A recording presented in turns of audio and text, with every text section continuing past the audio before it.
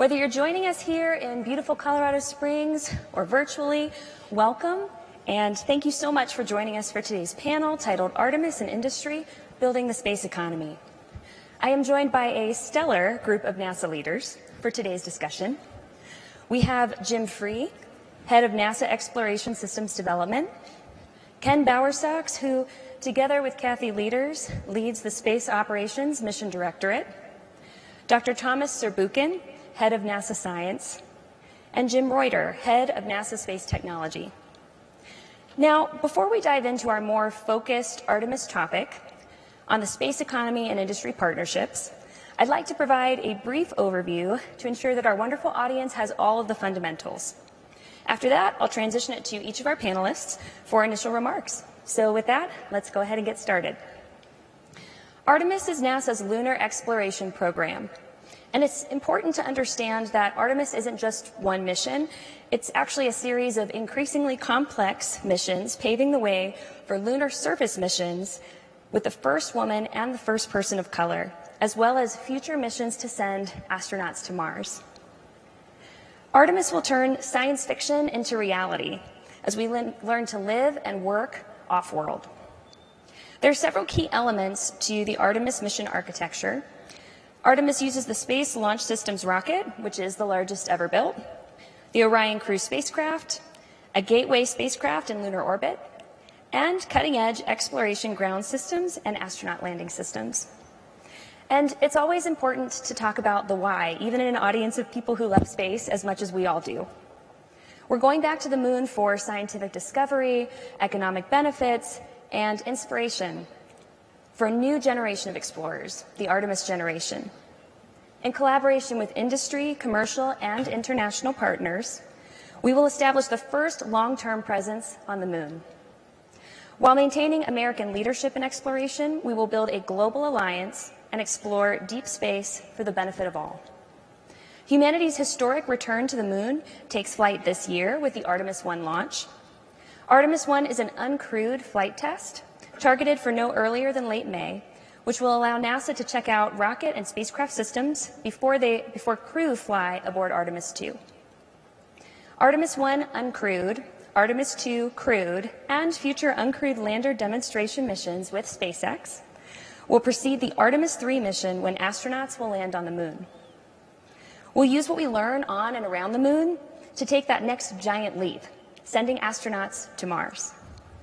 With that, I will conclude Artemis 101. I hope that you're all still awake, and turn it over to our NASA leaders, beginning with Jim Free. Thanks, Lauren. I feel like you just gave my talk, so what Lauren said. Let's see, thank you for the opportunity to be here with my NASA colleagues, and I guess I'll just give a quick minute on Artemis 1, since that seems to be the elephant in the room. It's been tremendous to watch the team. I was at KSC till late yesterday and flew here last night, and working through a lot of issues of bringing the vehicle together for the first time, dealing with interesting commodities in large quantities like LOX and hydrogen, learning about how all these systems come together. So the test yesterday, we did get some LOX flow into the tank on the core stage, and that was all due to the team really figuring out real time what was happening on the vehicle, adjusting and getting that flowing. So we didn't get through everything we wanted, but certainly learned a great deal that we'll take into our next attempt. We will follow Axiom on the range. Pam talked about that cooperation. That's another cooperation that we have. We need to get the Axiom mission done so we can get Crew 4, and we waited for Transporter 4 to launch on Friday in order to do our test. So great, I'll say, synergies across there.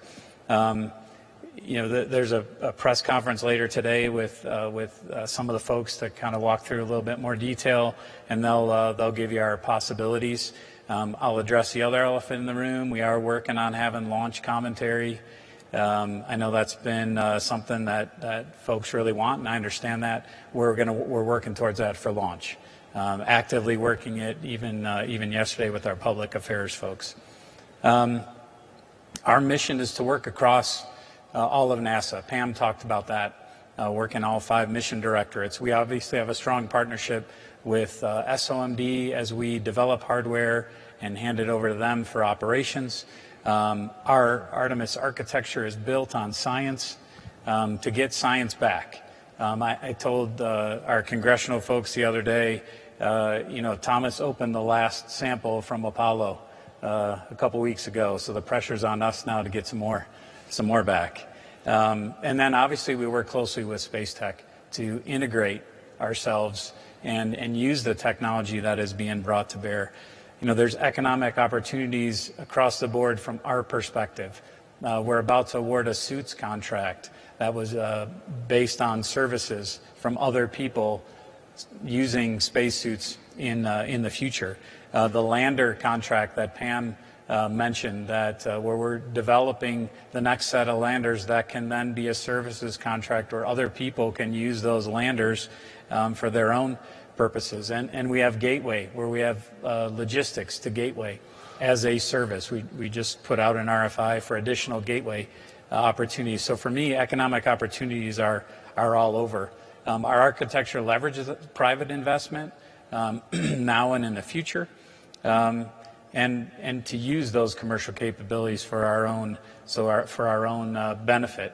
And then, of course, we have international partners that have their own economic opportunities that then feed what we need to do for our missions, for future elements, current and future elements.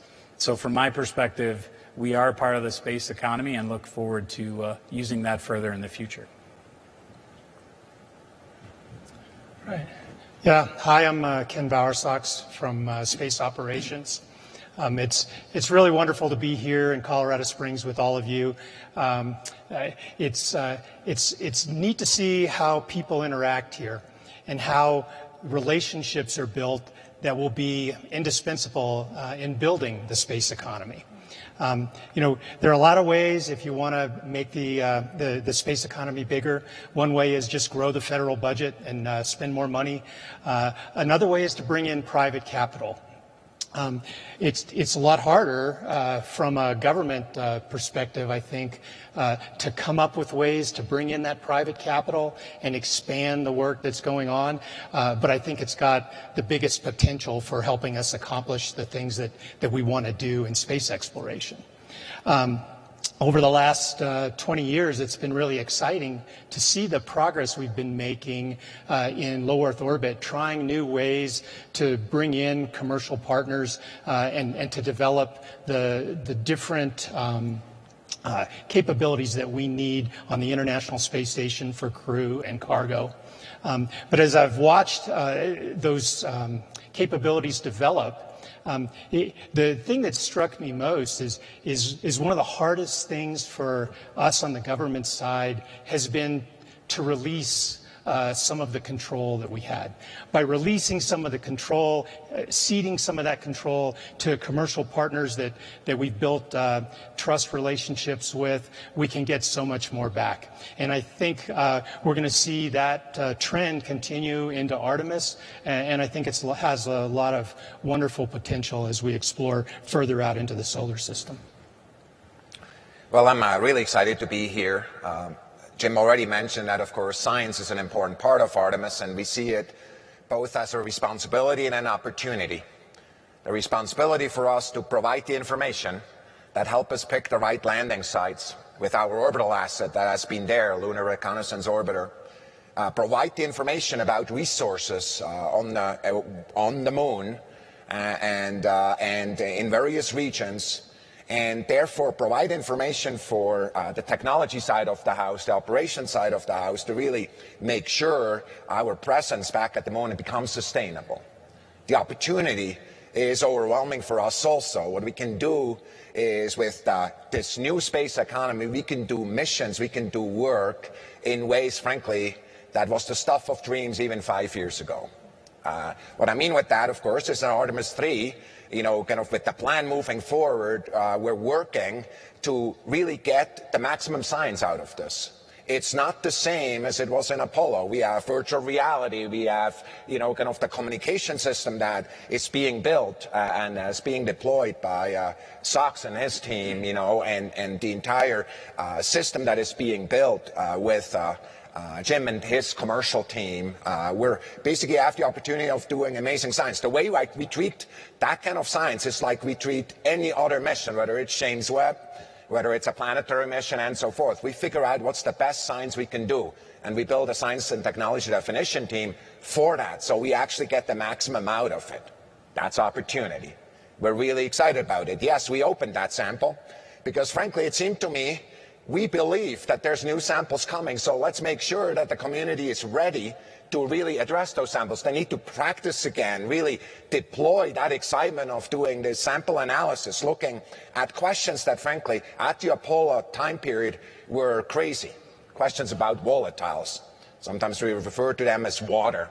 Volatiles, which, of course, we could use for fuel, perhaps, to survive, but also because of the fact that they provide enormous amounts of information about the moon itself and its history, information we didn't know was even 15 years ago.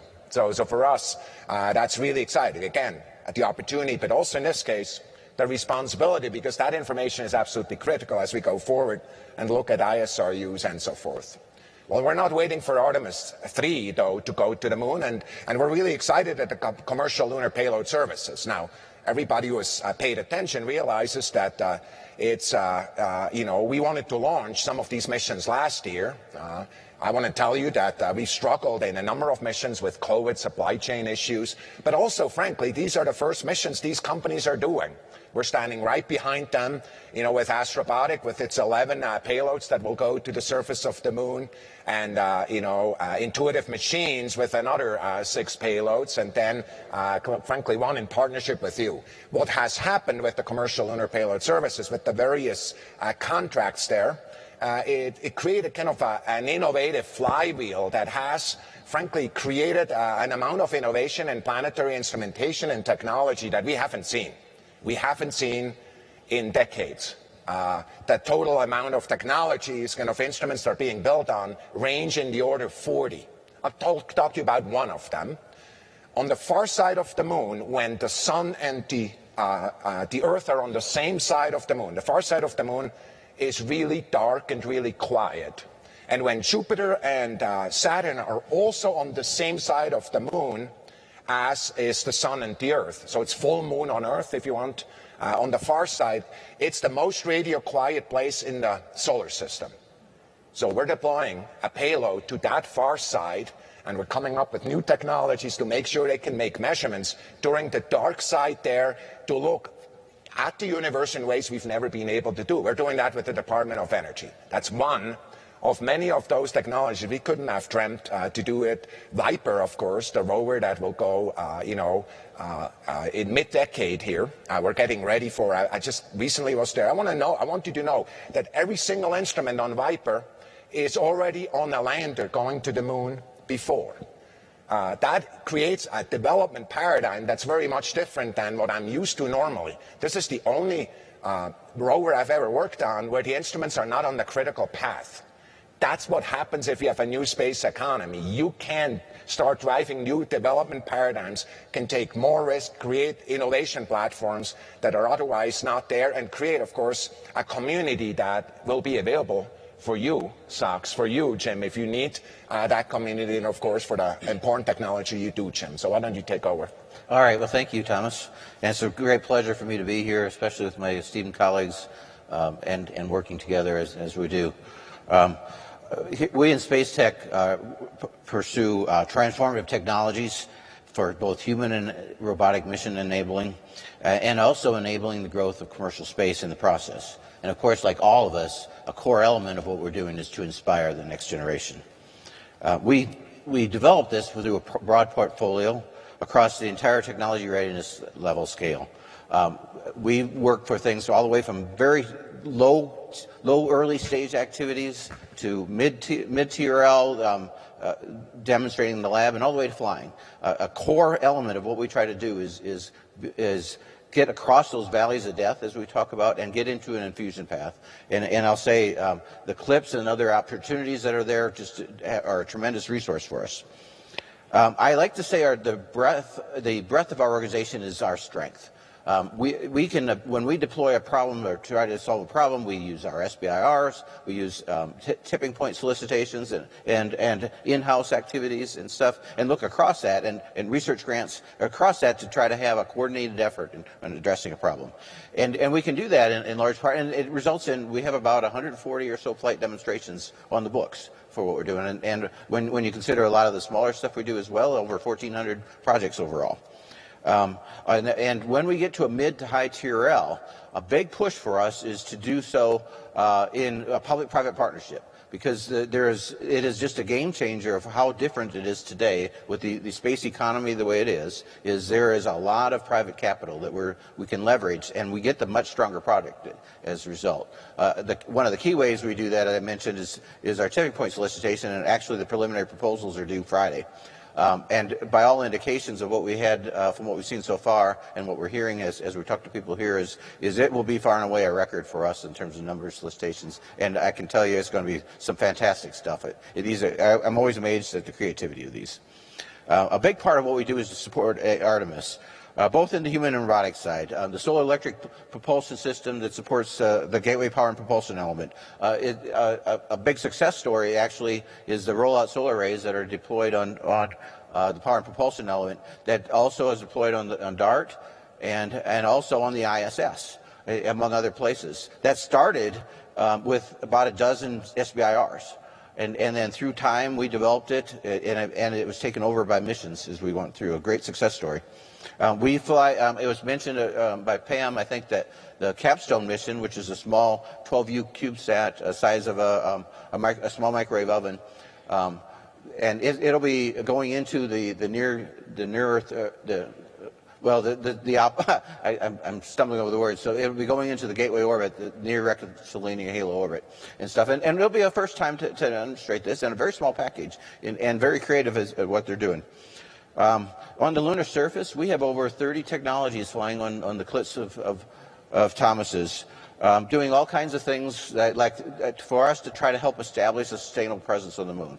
And that sustainable presence means the power systems that we might deploy.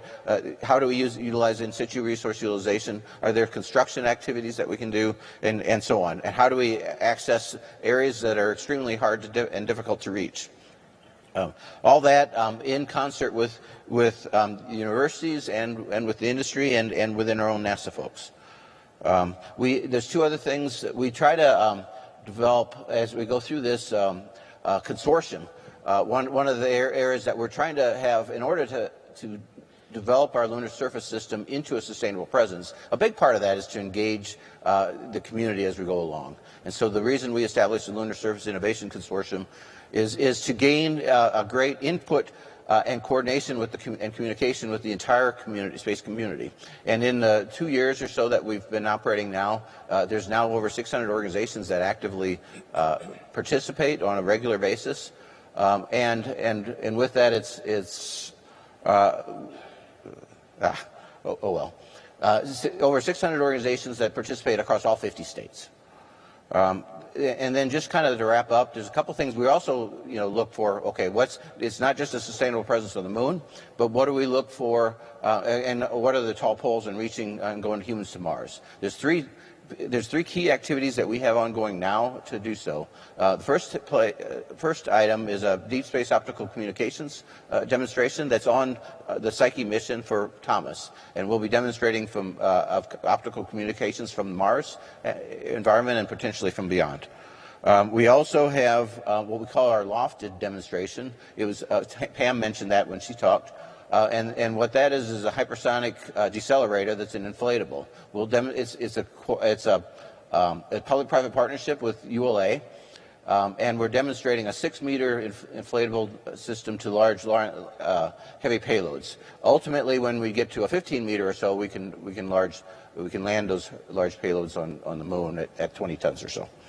And then also, this is a time for us to be developing nuclear systems. Nuclear fission surface power is in our budget and is the top priority for us, but also in our budget is the early development activities for nuclear propulsion. And so it's an exciting time. I've never seen a more exciting time than right now, and it's a pleasure to be here. Outstanding. Thank you so much for that context. See, you all did great. They were teasing me before this. We have opening remarks? Is this panel about Artemis? But you're just pulling my leg. So moving on to the questions, let's pull the thread of the space economy just a little bit further and go deeper into that. So that's kind of the focus area for this panel. But for a lot of us, I think the concept of a space economy is still relatively new and perhaps not specifically defined. So what does the space economy mean to you, and why is Artemis key to building it? Jim, would you start? Sure. So the example, nearest term example for me is the commercial LEO destinations, not to steal from Ken here, but that's key to us. We have things risk we're buying down on space station today. When space station reaches the end of life, we'll continue to use the commercial LEO destinations, which to me is a great example of the space economy, to do our buy down of risk for lunar and Mars missions, to take advantage of that microgravity where we can cycle payloads up and down very quickly. So for me, I look at that's our first opportunity. The other is, as the space economy, I think Pam talked about it, about folks early in their career, about the opportunities. Many of you here that bring those opportunities. We have that to benefit from as we develop our architecture to go to Mars. So we'll keep our architecture open as technologies develop in other parts of the space economy that can then improve our reliability, our safety, or our mission duration for our Mars missions. So to me, I look at those two examples. Excellent. I mean, to me, the space economy is just the production of goods and services in space. For all different kinds of reasons, for amusement, to scientific knowledge, to go further than we've ever gone before. And I think there are lots of ways that we can develop it, but the best way is to bring in more and more participants and watch more and more missions start to proliferate, both government missions and non-government missions. And for me, the way it becomes part of our life and kind of the Science Mission Directorate, one of the things I really want us to do is continually ask, what are the opportunity spaces that are there? So we focus tunnel vision on new science and science per dollar, and we use the tools that are there so we can in fact become first customers in some of these new places, or we can take advantage of opportunities that frankly were not there to do amazing science. And so for me, even if the government assets, the space station, together with our international partners, you really taught us, I believe, and kind of taught the science community. The science community was very much used to building their own stuff all by themselves. Like what happens, frankly, on the space station, you have more payloads than we can accommodate. We have an embarrassment of, I call that a good problem, because people, especially for those out there who want to build commercial space stations, right? Well, we have instruments that want to sit on the outside of these. We have science that we want to do on the inside of these. So look through the lens of what is the science opportunity and how can we be customers. We don't want to own these companies. So we kind of always say, if somebody uses the word commercial and I'm 80% of the market, not so interested. Because my worry is I will squeeze all the commercial spirit out of them by the time we're done with the contract. But what I'd like us to do is really be a customer and kind of stand and learn how we can create opportunity spaces that otherwise were not there. So that's how I see it. It's in an ever-evolving field of opportunity. And what I'd say is the space economy right now is defined by the consumption of resources for the betterment and use of space is a $400 billion industry right now, and it's on the way targeting towards $1 trillion. And I suspect it'll get here faster than we think. And for us, as I said, that really equates to now it's not just the venture capitalists that are highly, that are geeks for space. It's also much more conventional people who are looking for opportunities. And yes, space is exciting, so it draws a lot of extra, but it's a lot more opportunities for investment into capital investment. And that leads us to being able to take advantage of that and utilize this. And those that community is obviously low Earth orbit, suborbital orbit, geo and stuff is obviously a mainstay right now, but it also there's a strong push towards cislunar space and the utilization of that from an economy standpoint. And so we're seeing a lot of investment that we can really take advantage of. So as we move, I guess, into this space economy that's continuing to develop and grow, we know that we need vision, we need talent, but we also need resources. So can you help us understand, and from your perspective, how the recently released NASA budget supports Artemis and the goals that we have? You want me to start? You offered. All right.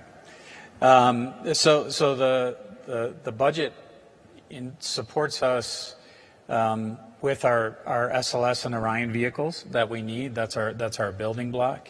It supports us getting to Artemis 3. Which includes the development of the lander and the suits. It supports us starting this next lander procurement. What I think we NASA need to continue to focus on is where can we maximize those dollars in the budget to get to go after things that other folks have already developed, and where can we do better in how we perform on our program and project work. I talked at the beginning about the relationship between exploration systems development and space operations. Our vision is to hand over programs to space operations when they finish development, and each one looks a little bit different. But how we do that is intended to free up dollars to come back and start the next development. If we don't do that, then the budget that request is there today and in the future is not of value. That's why these mission directorates were set up, and that's completely our job. So I think the budget is there to support us through 3, start this new lander development, help us get Gateway up there, get that infrastructure to start the science. You mentioned vision, talent, and resources.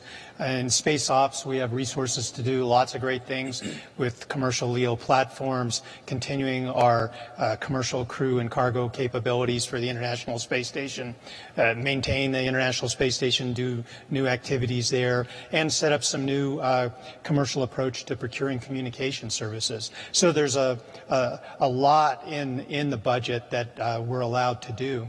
The vision part, I think, is harder for us to try and exactly see where we're going and what we need to do, and to stay out of the way as our commercial partners come up with new ways of doing business. Is tougher. The other thing that's tough is having sort of a unified regulatory framework, because developing the space economy is in NASA's interest. We have taken on a lot ourselves, where we try to facilitate the growth of different commercial entities and enable them to get their job done. But at some point, that's not really NASA's job. That needs to move out and into other parts of the government. And we're already seeing discussions there. And that's one way you'll know the economy is growing, is work that NASA's doing now will move to Commerce and the FAA, and we're seeing it start, and we'll see more of it. And from the talent side, there's a number of companies that tell us how they're having a hard time holding on to their talent because the companies are growing in their neighborhood. And I always thought, what an amazing thing if you're an entrant into this industry, because people are chasing you around town. And I'm like, that's an amazing thing. It's kind of, I see people that I used to teach, used to be in my classroom 10 plus years ago, and they're in these leadership positions in companies, they're in these leadership positions within the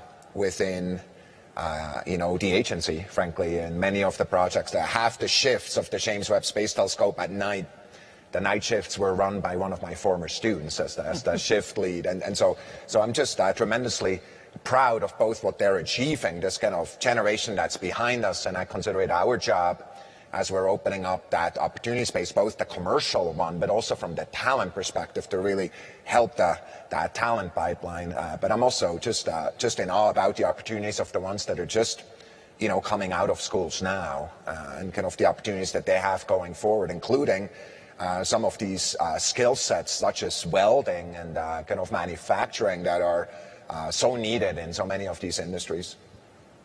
Absolutely. And what I'd say is, first of all, the space tech budget for FY23 we're pleased with. It's enough for us. It maybe isn't everything we'd like to do, but it never is. And it's enough to allow us to really look at and maintain a very broad portfolio portfolio as I talked about sooner. A key part of this, I think, is to really, how do we operate with the community to ensure innovativeness and creativity as we're going along? And and the more we do things where we kind of leave open this trade space and have an open thought of how we do of what they might accomplish. The CLIPS is a great example of that, and the payloads that are there as well. And wherever we give something we're not quite as prescriptive, creative things happen. Excellent. So we talked a little bit about how there are so many opportunities now, which, I mean, as a young professional myself, I definitely see that. I've got friends that are kind of have all these opportunities when they graduate, which is a fantastic place for us to be, I think, as an industry. But there are some out here, perhaps future industry partners that are not involved in Artemis right now. They want to be part of it. So what tactical steps can they take to join this whole mission for Artemis? And I think, and Jim, I'll start with you because I think you mentioned some of that just a little bit in your opening remarks. Okay, sure. What I would say is probably the first way that you need in order to get engaged, is to have a really good idea, or have something that you address a need that's out there. And you have a prospect for going to get it. Then we have a lot of solicitations across the board here with that NASA, where some of those ideas can be brought out. For us, if you're a small business, a great place to start is Small Business Innovative Research, because there's several hundred small contracts that we have for a year to check it out, along with a lot of other solicitations. And I mentioned the tipping point that it's going now. And then beyond that, we have ways to communicate with the community. I mentioned the Lunar Surface Consortium that we have formed. That's a great place that on a monthly basis you can see what's going on. Johns Hopkins APL is the lead for that, and so you can readily find your way to that through their website, and so there's a lot of interaction and exchange. We also, from our standpoint, have developed a strategic technology framework, and with that framework we've identified the outcomes that we're trying to achieve, and then the capabilities that we need to have in order to achieve that. And those are things that we've developed now through our principal technologists, how to put those things into where is our desired future to be. And our intent is here in the next couple months, every couple months, is to release in 4 sets these activities, so we get feedback from the community. Hopefully it's a two-way thing, so you can see better of what we're thinking from a technology standpoint, and also help guide us. And so I think there's a very broad spectrum, but start with your good idea and start working it. Excellent. Any other ideas, thoughts on how we can get involved? We've got excited people out here in the audience that want to join in Artemis. I would say our architecture team for a number of years now has done some, I'll say, forward-leaning engagements with industry across the board, big to small. Where we understand where those entities are going with the work they'd like to pursue, understand how it helps the overall architecture that we have, and figure out where are those opportunities that we can utilize that technology, and work with Jim to figure out calls that can elicit the things we're trying to buy down in our architecture. So that's been led by Greg Chavers and Doug Craig. I know they're here, they're involved. I think reaching out to them, being proactive. I know that they have a couple industry interactions every year. I know we're thinking about having one this summer. That's the way to understand. Here's what company X wants to pursue. How can we help further that? How can we utilize that? Much like we do with our critical international partners too. Yeah. I think to get involved, the most important thing is a passion for the work, and then some great creative ideas. It's been fun to watch the small companies get involved, just like the big companies. In our contracting efforts, we've got requirements that big companies have to include small companies. So I wouldn't let that deter me if I was, just a graduate student right now with a neat idea. I wouldn't let the fact that I'm a one-person company frighten me away from doing the business, because if you've got the passion and you've got the ideas, you can find a way to get built into the system and become part of what we do in low Earth orbit and what we'll do beyond low Earth orbit. Excellent. So I have a question from the audience now. We're going to transition to some of your questions. Thanks for sending them. And this one's for you, Dr. Z. What are the key science objectives that you want to achieve on the lunar surface beyond 2024? That's Zurbuchen's because it's got science in it. That's right. Look, I think the core objective, and by the way, I'm talking about both what I'm hearing from the national academies. You should know next week I will get the strategy, the planetary strategy from the national academies. I asked for that not because I don't know how to make decisions, but I'm not good in most science. So I'm just good in very little science. So basically trading science against science, I really want another body that is smarter than me to make this. And so you should know that that decadal that we're going to get actually has as a task the integration or into Artemis directly. So I just want to tell everybody, even though what I'm going to tell you is what my belief is today, next week I'm getting really important guidance. The highest priority is really focused on resources and volatiles, both because of the science, that kind of water cycle on the surface of Mars, surface of Moon. There's one on Mars too, but surface on the Moon is really critical. I think the other thing is really if you want understanding the history of the Earth system, and we actually think that dating the Earth, the best way of doing that is at the Moon. We have specific areas you want to go take measurements that really take kind of ambiguities in our kind of chronology off the table. Of course, the history of the Moon is our history, so there's important science for that. And I think the third piece is really utilizing the Moon kind of in its environment as to do measurements that otherwise are not possible. I want to refer back to the Lucy instrument I already described that uses the radio quiet regions. So those are the three that I would focus on. Thank you. So another question from our audience. With international collaboration in missions such as James Webb Space Telescope and other successful stories of us all coming together around important missions, do you see European space partners and more global space partners also embracing and shaping that commercial space economy? Yeah, I guess I'll start. Those international partners I mentioned earlier are absolutely critical to us. And the agencies that we partner with have an industry that they rely on to build that hardware. And I would expect that innovation, I think I wrote it down, Thomas, the innovative flywheel that you mentioned earlier. Every time I listen to Thomas, I learn something. Is spinning just as well in those other countries. And seeing the way the space economy has taken off, I would expect that commercial, and I think you're seeing it now, that commercial to roll out of that effort as well. So one of the things that I want to talk about that I think it's just that there's a lot of learning ahead of us. There's a lot of learning ahead of us, and I certainly didn't want to give the impression that I figured it out. I don't want to speak for my colleagues. Let me give you one of the examples. It's really clear that the entrepreneurial ecosystem, just if you look at just sheer amount of venture capital kind of expended in the United States by far eclipses what happens elsewhere.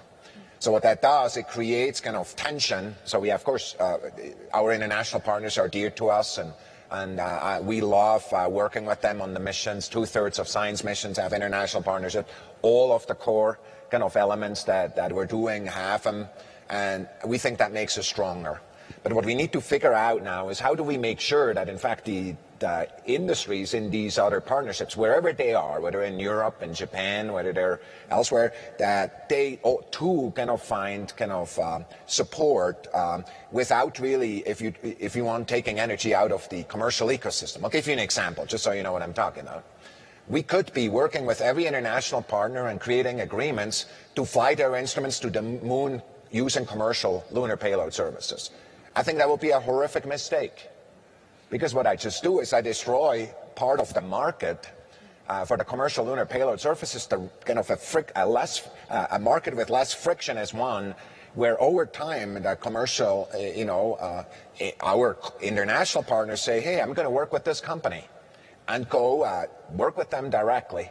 So how we get from where we are today, we're perfectly excited to have these discussions, but how do we get to this world that's much more seamless and kind of without boundary, kind of like the commercial entities are, is something we're still learning. Excellent. So as we kind of, I guess, reset, to tie a bow on this conversation, we started with talking a little bit about what Artemis really is, what Artemis means, and we've detailed some really important pieces of the partnerships, the talent, all the resources. But what I want to challenge us to do, just to kind of close out our panel, is to fast forward a few decades and look to the future. So if Artemis, as we understand it today, all goes as planned, what do you think the space economy looks like maybe 20 years from now? I guess I'll go first, and I'll improve on any answer I come up with. I think I see it evolving much like low Earth orbit has. Our access to low Earth orbit, to space station, is now a service. I would expect us to have built the sustainability that Pam talked about on the lunar surface that allows us to access the lunar surface in a commercial way as well. Our job at NASA is to not hold on to things. Many folks say, why are we doing services for landers? Because we don't want to own that forever. We want to use that as a service so that we're pushing the next boundary. So in 20 years, I'm hopeful that there is some kind of infrastructure on the lunar surface that is available to commercial entities, that is used by commercial entities, that we still use, but not as the sole owner, and we are pushing on our way to Mars. If that's the case, then there's an economy there that we have been a part of creating. Yeah. It's always fraught with peril to try and predict the future, but what I see is like Jim said, what we've got going on in LEO right now will move out to cislunar space. And we'll see private missions that go to the lunar surface.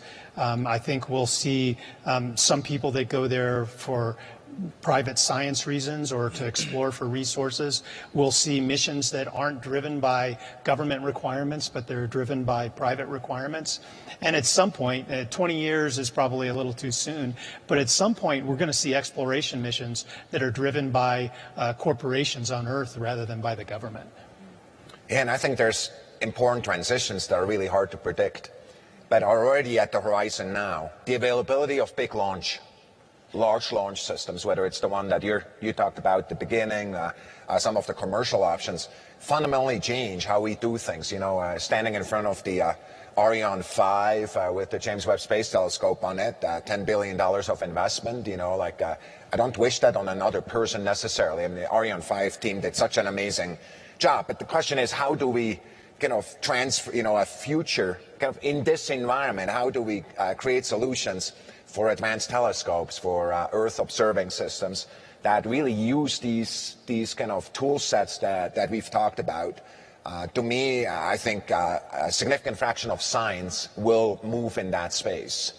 And our job is, of course, as an agency, is to first both utilize that, but also focus on the leading edge and trying to make sure that we build, I hope 20 years from now, a spacecraft that goes to other stars, right? And I mean, of course we need to do that. We have nuclear systems that are really providing power in many places, and also propulsion in area kind of orders of magnitude above what we currently have. And so it's these things that we should be focused on.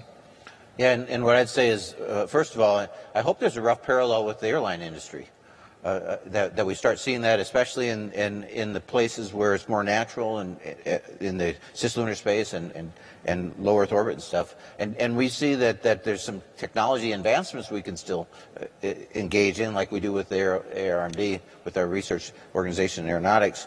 But that largely it's a service thing. And we set our attention on the next great thing. And I don't think in 20 or 40 years we're going to run out of next great things. But we'll go further and further in our exploration. We'll leave this solar system and we'll go beyond. Outstanding. All right, so I'm going to bring us back from the future. We're here today in Colorado Springs, or if you're online with us virtually. So I want to thank you, all of our distinguished panelists, for the wonderful discussion. I think the future is bright in space, and Artemis just shines so brightly. Thank you all for joining us, and hope you have a wonderful rest of your space symposium. Thank you. Yeah, Lauren.